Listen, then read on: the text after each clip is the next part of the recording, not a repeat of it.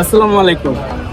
তো কেমন আছেন সবাই? তো এই মুহূর্তে আমি আছি হচ্ছে গিয়া বাংলাদেশ ঢাকা সদরঘাট। তো আজকে হচ্ছে গিয়া আপনাদেরকে আমি দেখানোর ট্রাই করব যে সদরঘাটে লঞ্চে যানবাহনে লঞ্চের ভিতরে কেমন কি খাবারের দাম এবং কেবিন বা লঞ্চে কিভাবে মানুষ যানবাহন করে।